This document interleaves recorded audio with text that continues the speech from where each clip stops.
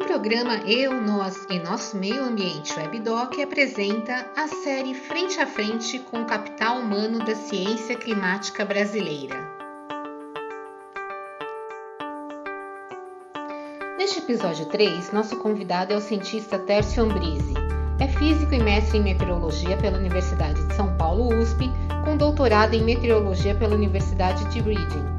Na sua trajetória profissional e acadêmica, atuou como diretor do Instituto de Astronomia, Geofísica e Ciências Atmosféricas da instituição, entre os anos de 2009 e 2013, e foi editor-chefe da Revista Brasileira de Meteorologia de 2002 a 2006.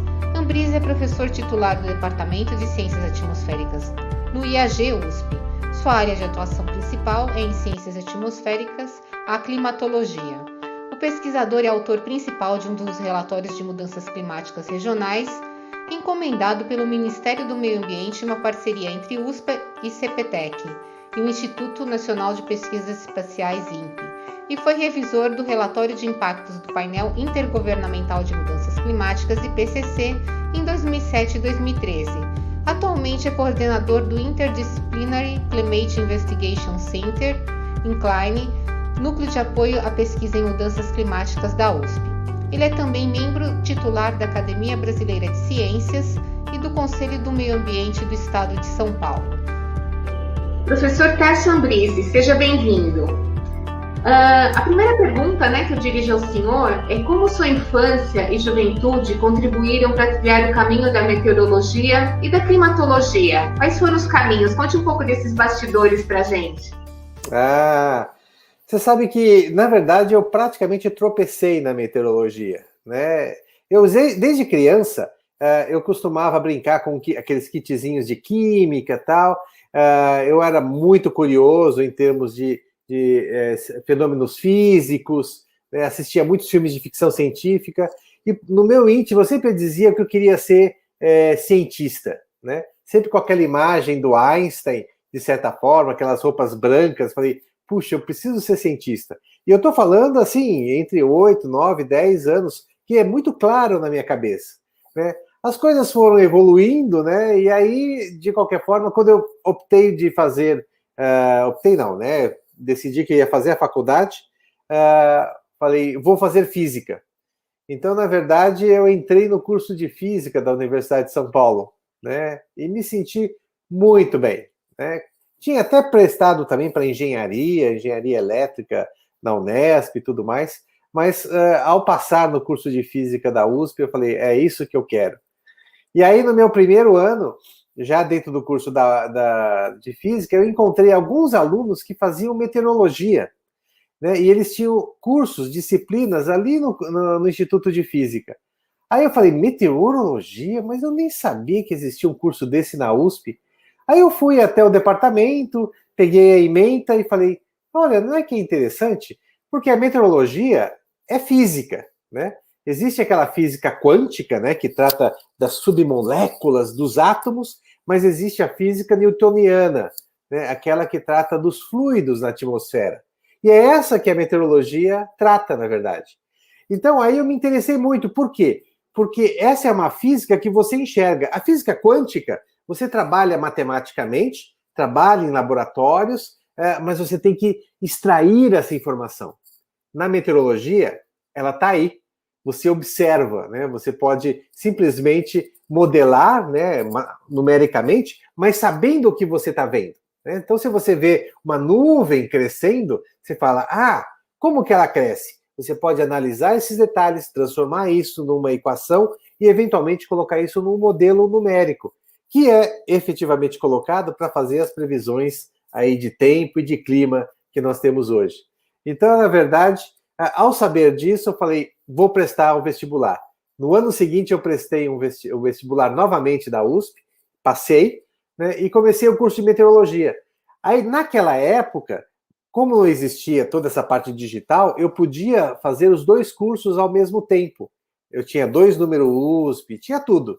Então, eu falei, eu vou continuar na física, porque a física me dá uma visão ampla, né, do universo, né? E vou fazer o curso de meteorologia também, porque aí eu posso focar, né, nessa parte das ciências atmosféricas. E aí eu fiz os dois cursos, né? E ao concluir, inclusive concluí os dois ao mesmo tempo, eu falei, agora sim, eu vou me dedicar só à meteorologia. Aí eu fiz mestrado na própria USP, onde eu fui contratado, logo depois que eu terminei a minha graduação, terminei o meu mestrado e já fui fazer o doutorado na Inglaterra, né? Tudo nessa parte. E sempre aproveitei muito o conhecimento que eu adquiri na física, né, para aplicar, né, na meteorologia. Tanto é que toda essa parte de climatologia, né, ela está muito ligada a uma compreensão da circulação geral da atmosfera, do uso de modelos numéricos. Então, a física me deu uma base ótima matemática e teórica para eu poder estudar a meteorologia. E daí, segui, né? Voltei da Inglaterra, continuei aqui na universidade e sempre subindo na carreira acadêmica, né? Hoje eu sou professor titular do Departamento de Ciências Atmosféricas. Então eu comecei lá bem basiquinho, né? Aquele soldado, né? Para poder atingir as outras categorias dentro da academia. Mas é muito, muito bacana. Olha, eu devo confessar que adoro o que eu faço. Eu faço com muito prazer, né? Às vezes a gente se cansa, tem muita coisa, eu acabo pegando muita coisa para fazer, mas olha, é algo extremamente que me traz satisfação. E, professor, a gente fala muito assim que a necessidade dos sistemas de precaução, né? Ter a precaução e também como a meteorologia pode contribuir para a adaptação climática. Claro. É extremamente importante. Eu gostaria que você falasse um pouquinho a respeito disso, dando alguns exemplos até que a gente possa, né, fazer as relações com o que está acontecendo na atualidade. Muito bom. Não, essa é uma pergunta excelente, na verdade. Né? Com certeza, a meteorologia, veja, hoje a gente tem a previsão do tempo, né? A previsão do tempo tem uma escala de confiabilidade até uma semana, depois disso você até tem a previsão, até 15 dias, mas ela tem uma degradação, né? Ela diminui a confiabilidade. Né? Então hoje as pessoas já têm essa perspectiva, né, de que, puxa, hoje é quinta-feira, queria fazer um churrasco no sábado. Como vai estar o tempo? Hoje você consegue ter uma previsão de um alto índice de acerto para sábado, 3, 4 dias à frente. Né? Então, nós evoluímos muito ao longo desses últimos anos, né? E você tem uma boa previsão do tempo hoje. Né? Aí vem a previsão do clima, né? Como que será que vai ser esse inverno, né? Supondo que eu estivesse lá no outono, né? Aí você tem também uma perspectiva de tendência do clima. Né? E veja, isso tudo significa o quê? Se você sabe, né, qual que vai ser a tendência, né? Se o próximo sábado a tendência é de sol, sem chuva, né, temperaturas amenas ou até quentes, né, você se programa. Então, você teve uma informação, na verdade, uma informação científica, né, já que a meteorologia é uma ciência, né, e através dessa informação você conseguiu prever, né, conseguiu se programar para aquilo que você quer fazer. Agora você tem um sítio, né, e você quer saber, puxa vida, será que esse inverno vai ser muito seco e frio? Né? Porque senão eu não vou nem plantar, ou eu vou plantar alguns vegetais ou outros que sejam muito resistentes ao frio e que precisam de pouca água, já que eu sei que poderá ser mais seco e frio. Aí você olha a previsão e ela te diz isso, olha, esse inverno tem uma tendência de ser seco e frio, né? Mais frio do que nos anos anteriores.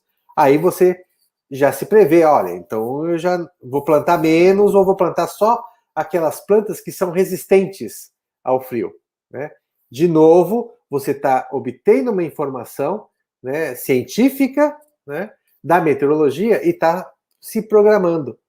E aí a gente pode ampliar isso, né? É nisso que eu queria chegar. Né? Agora os modelos, né, quer dizer, os dados já estão indicando que nós estamos tendo um aquecimento médio da atmosfera intensivo.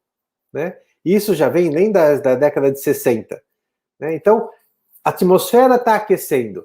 Nós temos visto que isso tem várias consequências. Mas por que a atmosfera está aquecendo? Aí você vai lá e verifica que aqueles gases, que a gente chama gases de efeito estufa, por que de efeito estufa? Porque são gases eles criam uma espécie de cobertor na atmosfera do nosso planeta que impede que os raios, que o calor do planeta escape para o espaço. Portanto, a gente mantém uma temperatura uniforme do nosso planeta. Aliás, é por isso que existe vida no nosso planeta. Os gases de efeito estufa são gases naturais do nosso planeta e eles é que proveram, né, a capacidade do planeta de gerar vida como nós a conhecemos. Por exemplo, com esses gases, a temperatura média do nosso planeta é em torno de 15 graus. Se não tivesse gases desse tipo, né, que a gente chama de efeito estufa, que retém o calor, a temperatura média do nosso planeta seria de menos 18 graus. Veja, algo completamente diferente do que nós temos hoje. Portanto, eles são gases naturais e que estão aí. Mas aí, quando você faz medidas, né, desde a nossa Revolução Industrial, você vê que nós estamos aumentando a quantidade desses gases na atmosfera. E aí, o que isso significa? Significa que a gente está tirando o equilíbrio que tinha, né? Quer dizer, você aquece 10, né, retém parte desse calor e só deixa uma parte escapar. E, portanto, todo o planeta fica aquecido, mas uniforme. Agora, o que nós estamos fazendo? Nós estamos aumentando esses gases, então você aquece 10 e deixa escapar bem menos, e, portanto, você começa a aumentar a temperatura. Né? Então, hoje, né, nós já temos dados observacionais mostrando que a temperatura média do planeta está aumentando ano a ano. Inclusive, esses últimos 10, 15 anos, nós temos batido recordes, né, quando a gente considera as temperaturas médias em relação a 1850, por exemplo. Né? Hoje nós temos dados mostrando que esses gases de efeito estufa, tipo CO2, né, que é produzido por quase tudo, né, por queimadas, pelos nossos automóveis, né, que queimam gasolina, né, e outros, tem aumentado sistematicamente. Na verdade, né, desde a época industrial, o dióxido de carbono aumentou 66%. Né? E um outro gás também muito importante, que é 10 vezes mais potente que o gás carbônico para reter calor, que é o metano, né, já aumentou 259%. Né? Então, veja, está aumentando. E isso coincide com o quê? Com a nossa evolução industrial, com a evolução humana. Né? E aí, portanto, nós estamos contribuindo para esse aquecimento do nosso planeta. Isso não há dúvidas. Né? Inclusive, os relatórios do painel intergovernamental de mudanças climáticas têm mostrado isso. Mas por que eu estou dizendo isso? Né? Dentro da sua pergunta. Porque os modelos têm indicado que se nada for feito, vamos continuar vivendo do jeito que nós estamos, a temperatura média do nosso planeta pode atingir de 4 a 5 graus. Isso é média. Algumas regiões, por exemplo, o norte da Ásia, as temperaturas já aumentaram em torno de 4 a 5 graus hoje. Né? E, portanto, está tendo um degelo terrível lá. Né? No globo inteiro, a temperatura média está em torno de 1,1 graus, aumento em relação à época pré-industrial. Então, você imagina que para 2100 uma temperatura aumente de 4 a 5 graus de forma uniforme, isso vai ter um impacto terrível em várias regiões. Né? Algumas regiões vai aumentar mais, é claro, outras menos, mas nós já estamos vendo o que a atmosfera está fazendo, que é ir para os extremos. Né? Temos visto extremos de precipitação, extremos de seca, extremos de calor e extremos de frio. Né? Esse ano, por exemplo, Canadá e Estados Unidos, ondas de calor nunca vistas. Né? Canadá chegou com temperaturas em torno de 50 graus. Olha, nem no Brasil, nos dias mais quentes, nós já chegamos a essa temperatura. Né? E olha que nós somos um país tropical. Né? Vimos essa semana a Alemanha com enchentes, Alemanha e outros países, Bélgica, com enchentes nunca vistas antes. E isso vem acontecendo com mais frequência, né? Ou seja, isso já é um reflexo. Então, dentro da sua pergunta, como que nós podemos nos adaptar? Os sinais estão aí. Né? Nós vemos que a atmosfera está aquecendo, que estamos aumentando as emissões de gases de efeito estufa, e isso tem consequências. Né? Então, nós temos que nos adaptar a isso e mitigar. Né? Não é só adaptar e vamos supor, está mais seco aqui em São Paulo, a gente aumenta os nossos reservatórios para coletar mais água de chuva, para poder equilibrar e não fazer mais nada. Não, né? Nós temos que fazer a nossa parte, de certa forma, né? Temos que economizar água, economizar energia, né? Temos uma atitude mais sustentável. Então, a adaptação, né, por exemplo, nas cidades, é fundamental, né? Porque as cidades, a gente sabe, né? Eu moro numa das maiores cidades do mundo, né, em termos de população, né? E aí o que nós vemos todos os anos? A gente pode ver desde uma crise hídrica, né, com falta de água, porque está chovendo menos, né, e isso é um fato, né, até chuvas extremas concentradas num período pequeno, mas com um volume muito grande, onde há deslizamentos, inundações, perdas de vidas. Então, veja, as grandes cidades, elas estão sofrendo já hoje, né, e uma adaptação é fundamental se nós queremos que os nossos filhos e netos, né, realmente tenham um mundo mais favorável para ser vivido, né? E, professor, com relação ao poder público, né? No caso, a governança, né? Que também tem outros atores. Como é que é possível, na questão tanto da adaptação, né? Como também da mitigação, haver uma ação mais rápida, né? Porque hoje a gente não pode mais falar assim, eu não sabia que ia acontecer isso, né? O senhor mesmo está explicando, já tem uma antecedência, né? Para que possa precaver. Como é que é possível melhorar esse trabalho, né, dos agentes públicos, principalmente, para não ocorrer tantos desastres, né, assim, e mortes, né, em decorrência dos eventos extremos? Excelente pergunta também. Na verdade, aí tem dois atores, né, que tem que atuar, né, nesse caso. Um somos nós, né, que temos que entender o que está acontecendo e pressionar, né, os nossos governantes. Devemos lembrar que os nossos governantes são eleitos por um voto, né, democrático, né? Todos nós votamos para que aquele determinado governante esteja lá, né?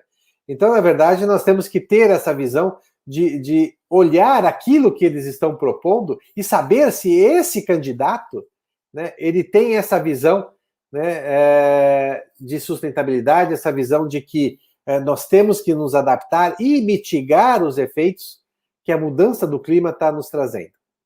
Então, esse é um ponto, que é a nossa obrigação.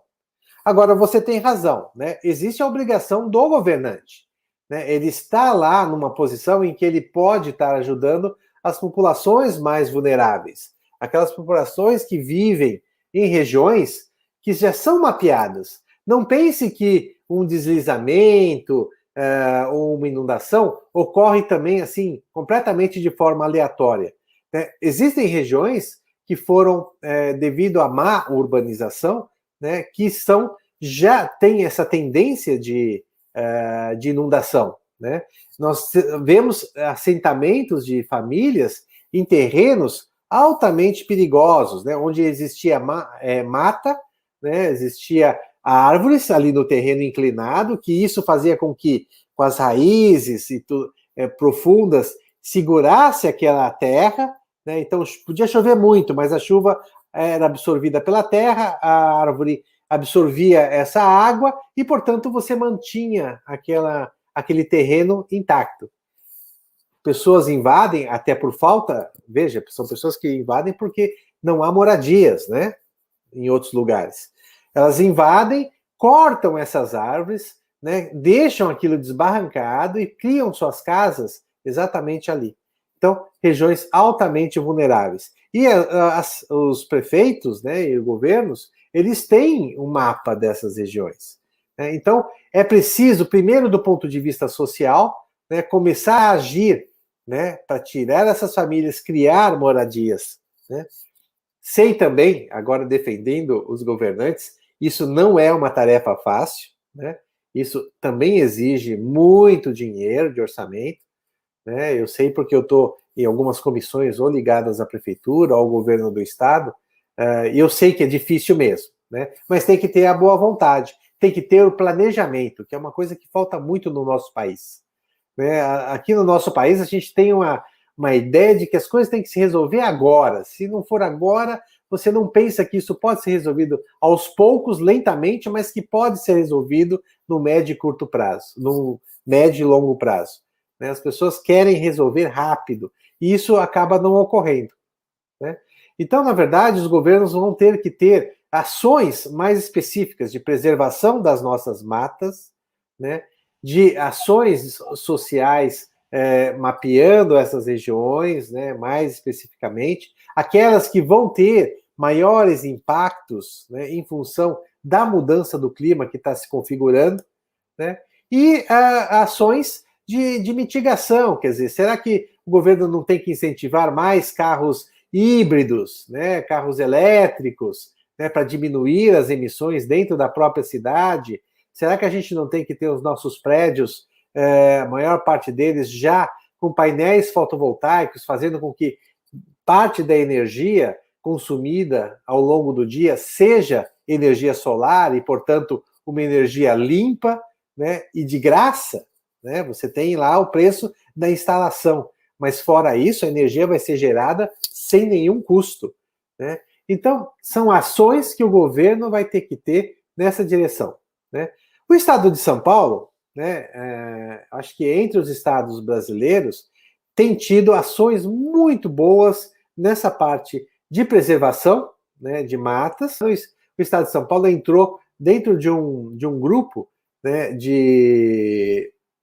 constituído pela ONU, que tem lá Race to Net, né, e Race to Resilience, ou seja, corrida para a emissão zero, né, e a diminuição das emissões, né, e adaptação, de certa forma, das cidades.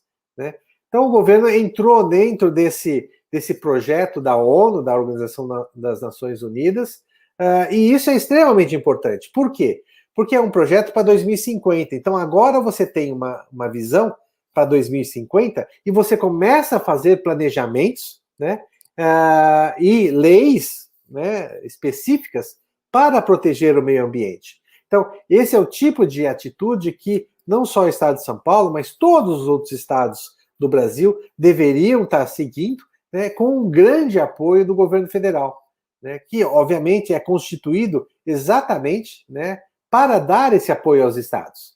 Independente, por exemplo, dos Estados Unidos, que os estados são particularmente independentes, né, no nosso país, o governo federal ele toma conta dos estados. Né, não existe essa independência completa. Portanto, isso tinha que ser um trabalho do governo federal com o governo estadual, com os municípios. Né? E os municípios com a sociedade que os integra. Né? Então, a conscientização da população, né, ajudando o seu município, que, junto com o governo do estado, criando leis e fazendo uma proteção ambiental, né, possa proteger as nossas matas, e com o governo federal apoiando toda essa iniciativa. Né? Eu estou falando do lado bom, né? Eu não mencionei as coisas que estão ocorrendo, né, há algum tempo no nosso país. Mas isso é a minha visão de como que deveria ser, né, dentro da sua pergunta, essa participação dos governos nessa ação, né, contra as mudanças climáticas, né, e a favor de preservação do meio ambiente. E, professor, com relação à meteorologia e às defesas civis, a gente teve casos clássicos, infelizmente, né, ao longo dos anos, né, de grandes dimensões de eventos extremos, como aconteceu no Rio de Janeiro, né, tem também a questão do Morro do Bumba, alguns casos, né, que ficaram emblemáticos, né, e Itajaí, em Santa Catarina. Então, a gente vê que a meteorologia é muito importante com essa relação com a defesa civil, justamente, né, nessa questão da precaução. O que você pode dizer hoje que nós já temos de tecnologia, né, que não dá para falar, olha, não tem jeito. Não, tem jeito sim, né? Que a gente possa ter menos incidentes de grande porte, né?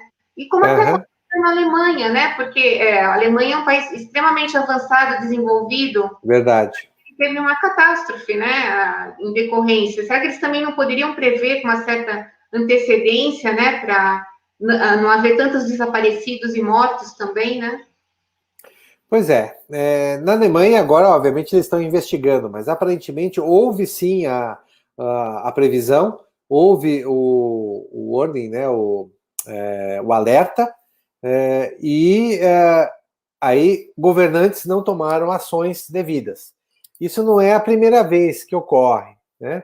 Vários outros exemplos, eu me lembro do Catarina, os Estados Unidos tinham um presidente completamente negacionista, né, que também não acreditava que o clima estava mudando e tal, até vir um furacão e acabar ali com Nova Orleans. Mas acabou com Nova Orleans, pessoas morreram, houve uma catástrofe. E isso até mudou um pouco o tom daquele presidente americano. Bom, voltando ao nosso país, né? Você tem razão. Bom, um outro problema do nosso país é que a gente só começa a tomar ações depois que alguma coisa séria ocorre. Já vimos isso em outros eventos extremos. E você citou um evento extremo importante do Rio de Janeiro de 2011, né? Que houve deslizamentos de perdas de vidas com aquele evento. Com aquele evento, né, houve uma movimentação de algumas pessoas, climatologistas, né? Na época, na verdade, foi o Carlos Nobre, que estava no INPE, e depois ele foi para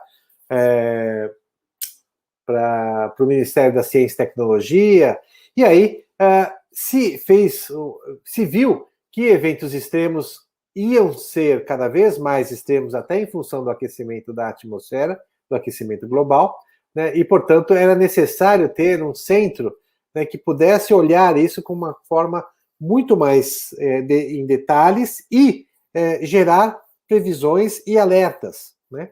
E a partir disso que foi criado o CEMADEM, que é o Centro Nacional de Desastres Naturais, né?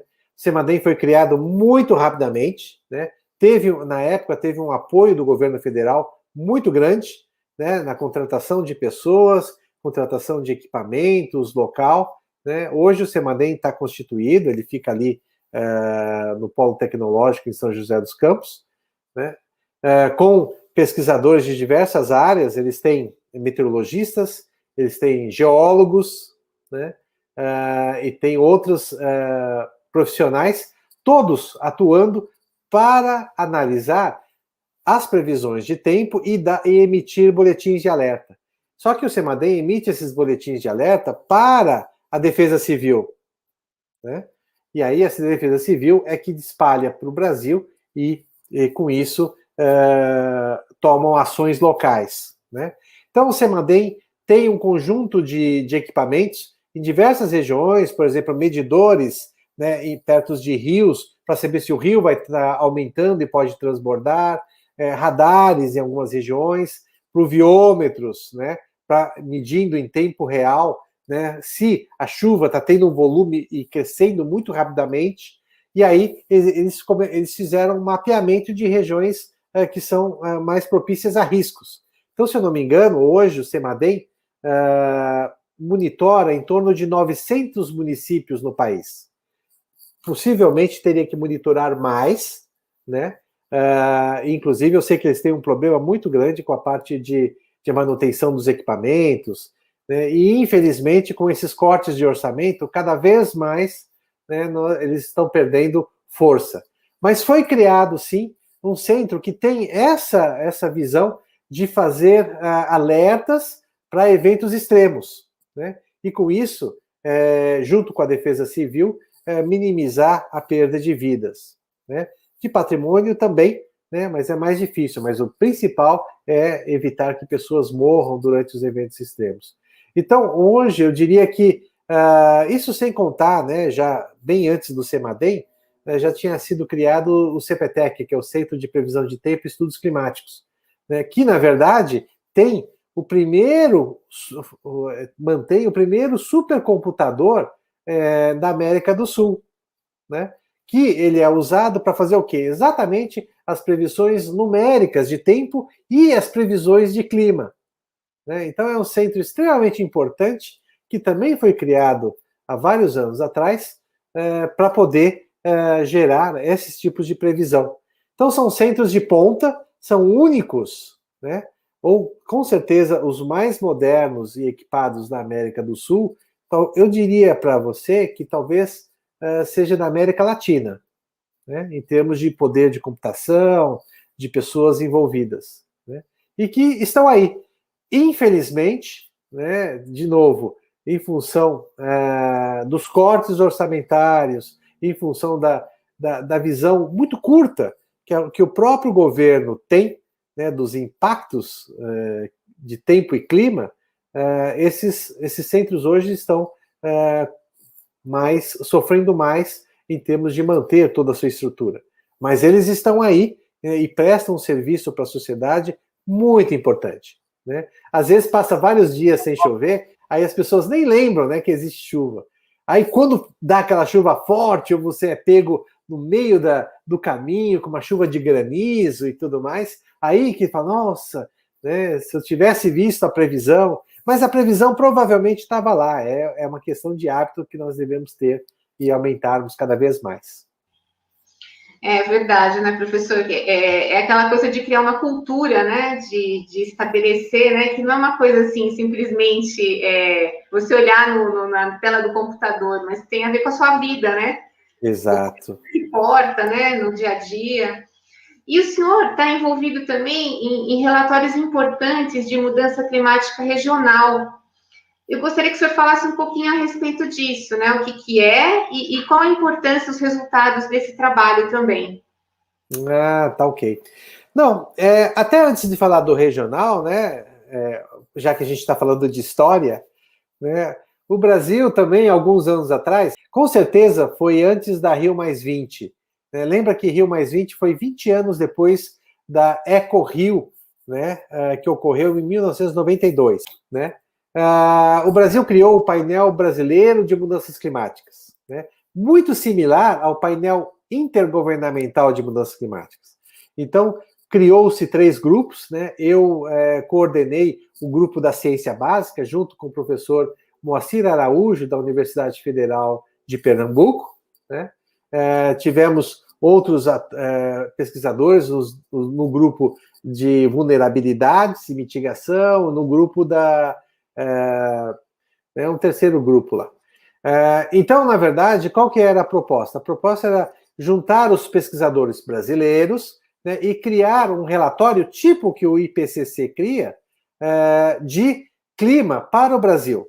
Né? Então, nós conseguimos, por exemplo, no nosso grupo de ciência básica, juntar quase 130 pesquisadores, né, de diferentes regiões, diferentes universidades, e criamos exatamente o relatório, né, de impacto, né, que inclusive nós lançamos na Rio+20. Né? Então esse foi o Painel Brasileiro de Mudanças Climáticas, foi uma junção entre o Ministério do Meio Ambiente e do Ministério da Ciência e Tecnologia. Né? Eles se juntaram, né, para que fosse criado. Óbvio que se juntou, foi criado, se fez uma inauguração, se prometeu orçamento para manter, e isso nunca ocorreu, efetivamente. Houve esforços de algumas pessoas, né, ligados a um ou outro ministério. No Ministério do Meio Ambiente, na época, estava o Eduardo Assad, da Embrapa, que ajudou, mas também a COP do Rio de Janeiro deu dinheiro. Enfim, na verdade, no fim das contas, tivemos até dinheiro na Embaixada Britânica para manter e desenvolver o relatório. Né? E esse foi um relatório extremamente importante, porque juntou o que a ciência brasileira estava fazendo em termos de estudos de mudança do clima no nosso país. Esse relatório ainda está disponível lá nas páginas do Painel Brasileiro de Mudanças Climáticas, é só você dar um Google, vocês vão encontrar lá o relatório. Né? Inclusive tem um sumário executivo. O relatório foi muito bem feito. Né? Depois disso, né, infelizmente, esse grupo acabou não se mantendo. O próprio painel brasileiro, hoje, ele está, né, meio que oculto ou praticamente inexistente. Né? Se eu não me engano, ele não foi dissolvido ainda, mas ele está inexistente. Ele não está trabalhando. Né? Bom, dito isso, né, aí eu já trabalhava com o clima de uma forma global, comecei a focar em variabilidade climática e mudanças do clima em cima do Brasil, né, com vários estudos como fenômenos de grande escala, tipo El Niño, tipo a alta subtropical do Atlântico, alta pressão subtropical do Atlântico Sul, influencia aqui a América do Sul, né? E sempre em parceria muito grande com um pesquisador do CEMADEM, o José Marengo, que é o coordenador científico do CEMADEM, né? Para nós trabalharmos exatamente nos impactos nas cidades, né? E isso também envolvido com projetos fomentados pela FAPESP, né, dentro do programa de mudanças climáticas, né, fazendo estudos, né, de impactos urbanos da mudança do clima. Então, isso vem ocorrendo sistematicamente. Nós lançamos ano passado, junto com o Marengo, a gente teve um artigo que fizemos o estudo de eventos extremos de precipitação na cidade de São Paulo e como é que ela está efetivamente associada a mudanças de grande escala. Nós estamos agora para publicar um artigo, provavelmente está quase aceito, sobre ondas de calor, né, o que nós temos visto lá fora esse ano, agora, essas últimas semanas, lá, onda de calor no Canadá, Estados Unidos, muito forte. Na Europa, todos os últimos anos tem tido ondas de calor muito grande. Inglaterra, né, eu tenho vários amigos da Inglaterra me dizendo que eles estão passando também por um calor extremamente alto. Quer dizer, o calor alto para eles é de 28 graus, né? Esse é um calor médio nosso aqui em São Paulo, que a gente está todo mundo agradável. Mas para um país que está acostumado ao frio, né, e toda a sua estrutura é para o frio, temperaturas muito altas existem grandes problemas, né, de circulação e tudo mais. Né? De qualquer forma, esse é um artigo que está para sair e nós estudamos exatamente uma onda de calor que ocorreu o ano passado, entre final de setembro e início de outubro, que as temperaturas aqui em São Paulo, em várias regiões de São Paulo, chegaram à casa dos 39 e 40 graus. Né? E outros países aqui da América Latina, da América do Sul, também. Né? Inclusive, essa onda de calor, associado com a falta de chuvas, foi um dos responsáveis pelas queimadas no Pantanal, que foram terríveis no ano passado. E eu digo que esse ano, se não começar a haver já uma preparação para isso, nós podemos ter a repetição, já que nós estamos passando por um inverno extremamente seco esse ano, né? Mais frio que nos anos anteriores, e também seco. E isso faz com que haja uma tendência de aumento de incêndios, né? Que começa agora, entre julho, agosto e setembro, né? Antes do início da estação chuvosa. Então é mais ou menos isso que eu tenho trabalhado nesses últimos anos, digamos assim.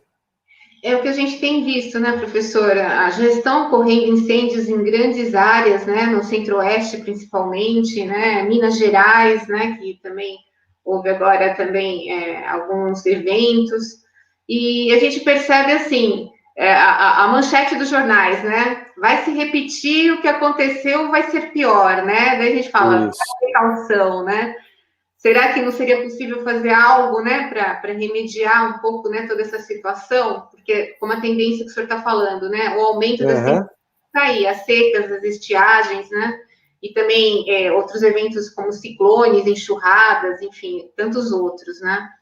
E, professor, o senhor também tem um papel importante como na relatoria, né, do IPCC, né, do painel intergovernamental de mudanças climáticas, né, com relação aos impactos. Uhum. Queria que o senhor falasse também um pouquinho a respeito disso, para as pessoas compreenderem, né, o quão importante, né, esse relatório, né, que às vezes o pessoal pensa, é burocrático, né, não é burocrático, tem todo pesquisas, né, de vários cientistas do mundo inteiro, né, se eu pudesse falar um pouquinho sobre esses impactos. Muito bem lembrado, né? Isso realmente causa uma grande confusão, porque nem sempre a mídia ela explica direitinho o que é o painel intergovernamental sobre mudanças climáticas.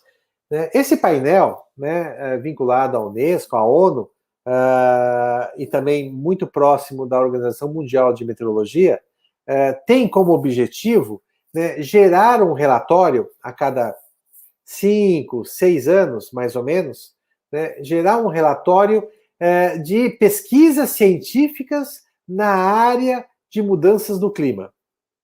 né?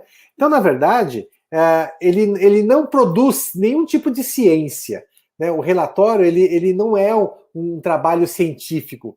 Pelo contrário, o que ele faz é convidar pesquisadores do mundo inteiro, e quando eu falo do mundo inteiro, é o mundo inteiro mesmo, né? Cada país pode sugerir vários nomes, né? Eles montam uma lista, né? Eles têm vários capítulos, vamos supor, tem um capítulo que fala de oceanos, capítulo que fala da variabilidade do clima, capítulo que fala das projeções da mudança do clima, né? Capítulo que fala de mudanças na biodiversidade, né? de uso da terra, né? Do uso do solo, e assim vai. São vários capítulos, né? Dentro de um volume específico, né? E o que tem ali? Né? O que esses pesquisadores fazem? Eu já fiz parte disso, né? Como revisor, basicamente, e participei de alguns dos capítulos também, né? O que se faz é ler, né, tudo aquilo que foi publicado em termos de ciência, em revistas científicas, né? E por que a gente pega o que foi publicado em revistas científicas? Veja, né, só para dar uma ideia mais ampla, né? Quando um pesquisador faz uma pesquisa, sei lá, eu pesquisei de que amanhã, aqui em São Paulo, o tempo está cada vez mais seco no inverno. Tá? Na verdade, até tem estado mesmo, tem tido eventos extremos, né, mas está mais seco. Né? Ou não, um exemplo diferente. Desde a seca que nós tivemos aqui no Sudeste, em 2013 e 2014, né, nós temos tido sistematicamente chuvas abaixo da média no nosso verão. Né? Então, esse nível dos reservatórios hoje, muito mais baixo, não é à toa. Tem chovido realmente menos aqui na região Sudeste. Bom, então isso é uma pesquisa. Então eu pego isso, escrevo no linguajar técnico, né? Em geral a língua é inglesa, se eu for mandar para uma revista internacional, né? Esse artigo chega nessa revista e, no mínimo, 2 a 3 revisores, pesquisadores de qualquer parte do mundo, leem esse trabalho e veem se ele está correto, né? Se ele contribui com a ciência. Se eles aprovarem isso, esse artigo é publicado numa revista, né? Assim como tem essas revistas normais aí, que todo mundo lê, na ciência existem essas revistas onde as pesquisas dos pesquisadores são publicadas. Então está lá essa pesquisa, que mostra, né, que existe uma variabilidade da precipitação aqui em cima do sudeste do Brasil. Tá? Ponto. Então, quando o grupo do IPCC está montando o relatório, eles vão lá em todas as revistas e leem os artigos que trazem alguma contribuição. Então, eles podem ler esse artigo que eu publiquei e falar: isso é muito importante para que as pessoas saibam que as chuvas no estado, no sudeste do Brasil, está se alterando. Então, isso é um conhecimento importante do ponto de vista de mudança do clima. E aí, uma informação desse trabalho é colocada no relatório. Então, isso é feito em todas as áreas. E é por isso que você, em geral, tem um relatório do IPCC que tem o quê? 800, 900, 1000 páginas, né? Que são feitas. E isso serve de base para todo mundo. Né? Então, eu quero saber o que está acontecendo no Sudeste, eu vou nesse relatório do IPCC e vejo tudo o que foi publicado, né, que está ali, resumidamente, em termos de mudança do clima no Sudeste do Brasil. Então, o IPCC é extremamente importante, esses relatórios do IPCC, para dar um guia, né, para que os governantes, né, saibam, né, o que a ciência tem dito em termos de mudança do clima, né, e aí eles não podem dizer: eu não sabia. Não, está ali. A ciência, o estado da arte da ciência, está resumido ali para que eles possam saber. Né? E é em cima disso que eles deveriam estar pensando em fazer os seus planejamentos, né, de governo, ligados ao meio ambiente, à sustentabilidade. Então, ao longo desses últimos anos, eu participei algumas vezes como revisor, né? Ou seja, eu revisava os capítulos, né? Via se estava ok, se tinha alguma coisa que estava estranha, e algumas vezes eu participei como em partes do texto dentro desses capítulos, né? Esse último, eu até participei da elaboração da estrutura inicial do relatório, foi uma reunião na Etiópia que foi feita, mas depois eu acabei me envolvendo com muitas outras coisas e acabei não revisando o relatório, né? Atualmente eu sou também o superintendente de gestão ambiental da Universidade de São Paulo, então eu estou muito envolvido com essa parte de sustentabilidade e outros, e aí acabei me complicando do ponto de vista de tempo, né? Eu gostaria de ter muito mais tempo, né, para poder me dedicar a tudo que eu gosto ou que me dá vontade, né, para contribuir para a sociedade. Mas a gente não tem tempo e tem que ter deixar um pouquinho da nossa vida particular, né, para ser utilizada. Senão, você se envolve na ciência e você pode ficar 24 horas dentro dela, né? E, professor, o senhor também tem um papel importante dentro da Universidade de São Paulo, né, num centro de investigação interdisciplinar, né, de mudanças climáticas. Eu gostaria de saber o que é feito, né, nesse centro, como é que ele chega ao acesso das informações ao público, né, que possam também estar sendo exploradas, né, melhor exploradas. É verdade, é verdade. Alguns anos atrás, se eu não me engano, 2011, né, a Pró-Reitoria de Pesquisa da USP lançou uma chamada para a criação de núcleos de pesquisa, né? E dentro dessa chamada, então, eu criei, junto com o professor Paulo Artacho, do Instituto de Física, eu sou do Instituto de Astronomia, Geofísica e Ciências Atmosféricas, nós criamos o Núcleo de Apoio à Pesquisa em Mudanças Climáticas, e que tem um nome que nós chamamos que é INCLINE, que é em inglês, que é Interdisciplinary Climate Investigation Center, né? Tem que ter um nome em inglês, porque esse é um grupo que tem que ser internacional, né? E já que ele está representando a Universidade de São Paulo dentro da temática de mudanças climáticas. E é um grupo realmente interdisciplinar. Por quê? Porque nós convidamos para fazer parte desse núcleo, né, pesquisadores de diversas áreas. Então, nós temos pesquisadores da área de economia, então, economia das mudanças climáticas, é claro que as mudanças climáticas têm um impacto na economia. Nós temos pesquisadores da oceanografia, os oceanos têm um papel fundamental na nossa vida, e eles têm uma interação muito grande com a atmosfera. Na verdade, atualmente, com esse aumento da temperatura média global, os oceanos estão absorvendo parte desse aquecimento da atmosfera, estão se aquecendo e também estão se modificando, e isso tem um impacto muito grande na parte de biodiversidade, na parte de aumento do nível do mar, né? Na verdade, o aumento do nível do mar ele é muito maior em função da expansão térmica da água, né, do que do degelo que as pessoas pensam. A expansão térmica da água é fácil de ver, né? Se você colocar uma panela no fogo, cheio de água, né, e acender, você vai ver depois de algum tempo essa panela pode até acabar transbordando, né? Por quê? Porque a água está muito quente, as moléculas se separam, expande e você transborda. O aumento do nível do mar tem muito disso também, né? Ou principalmente disso. Nós temos pesquisadores da parte de física, né? Pesquisadores da parte de poluição atmosférica, pesquisadores da parte de hidrologia, né? Lá de São Carlos, pesquisadores da parte de agricultura, né? Da parte de meteorologia, com certeza, né? Eu mesmo lidero um grupo de variabilidade climática, eu com uma parceira do departamento, a professora Rosemary Porfírio da Rocha, né? Lideramos essa parte de variabilidade climática, né? Temos um grupo de paleoclima, né? Aqueles pesquisadores que estudam o clima do passado, né? Extremamente interessante, né? Aliás, é o que eu sempre falo, né? Você não consegue entender o que está acontecendo no clima de hoje se você não entendeu como é que era o clima do passado. Porque esse conhecimento do clima do passado e o clima do presente é que te dá uma ideia de como pode ficar o clima do futuro, né?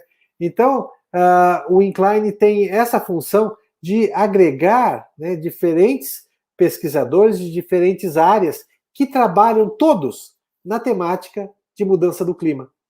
Então, o que nós fazemos? Nós organizamos muitos eventos científicos, né? Chamamos, em vários desses eventos, nós chamamos jornalistas, nós chamamos tomadores de decisão, né? Nós organizamos anualmente, nós temos um curso, uma disciplina chamada Mudanças Climáticas e suas interdisciplinaridades, né? Onde é um curso de 2 semanas e nós recebemos alunos de pós-graduação do Brasil inteiro. Né? E esse curso, quem dá? Cada dia, um dos pesquisadores do Incline dá um dia inteiro de aulas, né? Um dia de oceano, um dia de atmosfera, um dia específico de hidrologia, de paleoclima, e assim vai. Né? Tanto é que esse curso começa agora dia 9 de agosto, né? Por 2 semanas. Então, nós temos esse curso, né? Temos produzido materiais, né? Já produzimos um livro, e, recentemente, nós produzimos uma cartilha de mudanças climáticas. Extremamente interessante, inclusive porque chama Clima e Sociedade. Né? Tem lá, se você for www.climaesociedade, tudo junto,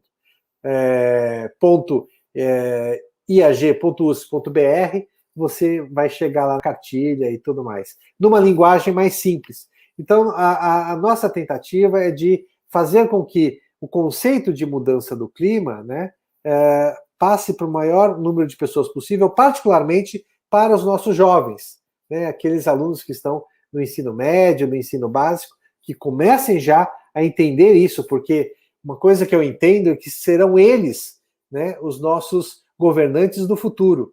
E eu espero que os nossos governantes do futuro sejam muito melhor do que aqueles que nós temos hoje no presente. Então, o Incline, ele representa, né, o núcleo de pesquisa em mudança do clima da Universidade de São Paulo. E é claro que cada pesquisador tem as suas colaborações internacionais. Né? Nós já fizemos, por exemplo, há uns 4, 5 anos, uma escola avançada de ciência, focada em mudanças do clima. Inclusive, o que nós fizemos foram 2 semanas intensas de aulas nos relatórios do IPCC, né, e isso teve um apoio da FAPESP tremendo. Nós trouxemos, para vocês terem uma ideia, 50 alunos ou pós-graduandos do mundo inteiro, né, e mais 50 do Brasil. Né? Então, nós tivemos um total de 120 alunos, né? Desses 120, 50 eram estrangeiros. Tivemos alunos de 38 países diferentes. Né? E com isso, colocamos todos, trouxemos pesquisadores também estrangeiros, né, e alguns brasileiros, para darem aulas, tivemos atividades. Olha, foi algo surpreendente. Né? Além de lidar com todos eles, foi muito gratificante. Então, o Incline, ele tem essa visão. E é claro, né, que tudo que a gente faz pode ser transferido, né, para o setor privado, né, e essa cooperação com o próprio governo.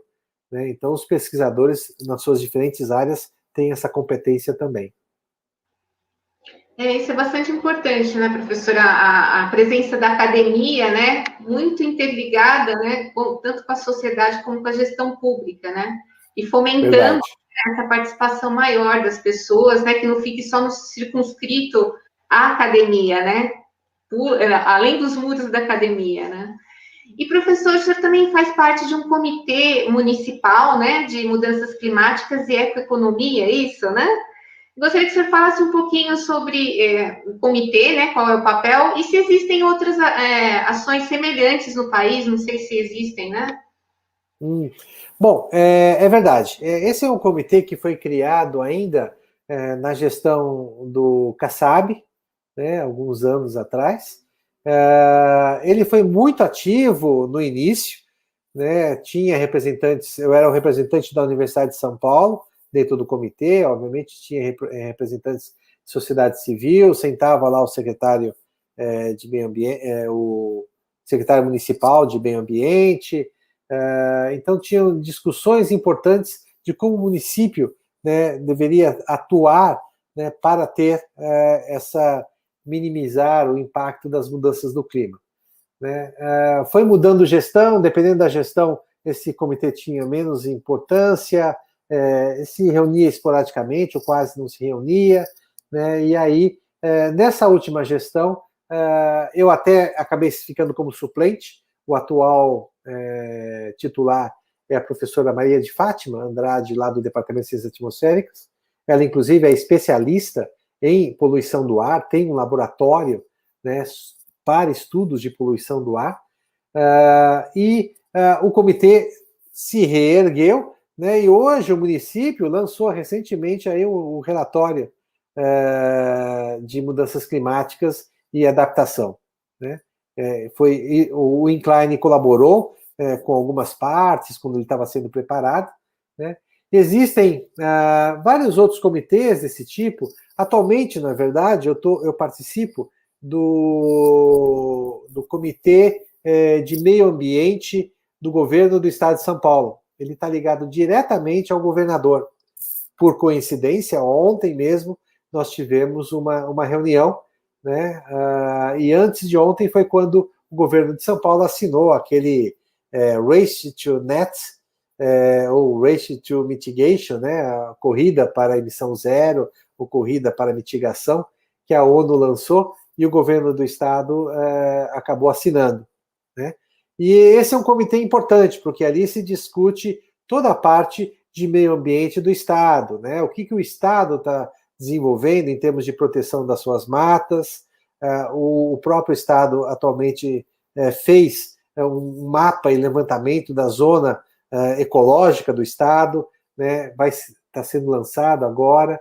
Ou seja, nós temos participado, né, de vários comitês nesse sentido, que são extremamente importantes. É onde, em princípio, a gente pode dar ideias, nós podemos juntos propor projetos, e aí, né, se houver um empenho e uma boa vontade política, né, do coordenador, em geral, está vinculado às secretarias, ou Secretaria do Verde, ou Secretaria do Meio Ambiente e Infraestrutura, como é o do Estado de São Paulo, isso pode efetivamente ocorrer. Então, eu acho que essa é uma oportunidade da universidade estar próxima desses comitês que, em princípio, que estão próximos dos tomadores de decisão. E esse equilíbrio é extremamente importante, né, de forma geral. Então, eu tenho participado um pouco nesses comitês e a gente aprende muito, né? Tanto de como funciona um pouco o governo, né, a máquina por trás do governo, que é uma máquina muito complicada, né? Muitas pessoas, muitas subsecretarias, cada um fazendo uma parte. É um emaranhado muito grande. Eu acho que deveria até ser muito mais simples.